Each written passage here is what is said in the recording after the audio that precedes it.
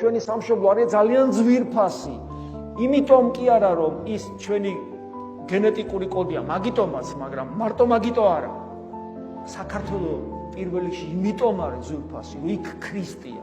ქართველმა ხალხმა უცნაურად მიიღო თავის სარწმუნოებად ქრისტეს ღმერთობა, თავისი კულტურის საფუძვლად და საძირკვლად აქცია, მართლმადიდებლობა არის ქართული კულტურის ყოფიერების ცხოვრების წესის საძირკველი, მასზეა ყველაფერი აღმოცენებული, საკუთარი სისხლი, საკუთარი ხორცი, საკუთარი ძვლები მისცა უფალს შესაწირავად, თემურლენგის პერიოდის შემოსევა რო ნახოთ, გაოგდებით, ქართველი კაცი პრინციპულად არ თმობდა ქრისტეს.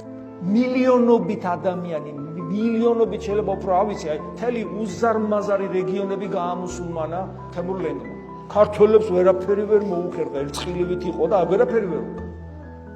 ჩვენ წირავდით საკუთარ თავს ქრისტეს, შრომით, ოფლით, ლოცვით და מחვილით და მოვიტანეთ დღემდე ის წმენა, ამიტომ ძალიან მნიშვნელოვანია ჩვენი სამშობლო, ძალიან უნდა გაუფრთხილდეთ მას, ძალიან უნდა ვიზრუნოთ, რომ ის გვიყვარდეს და ძალიან უნდა ვიზრუნოთ, რომ იქ დავბრუნდეთ, ჩავიდეთ ჩვენი აგურებით, რაც მოვიპოვეთ და ყველამ ჩვენი აგური ჩავიტანოთ და ავაშენოთ და ჩვენს შვილებს, შვილიშვილებს და იმათ შვილებს კიდე დაუტოვოთ ის ადგილი, სადაც ისინი ქრისტეს იპოვიან.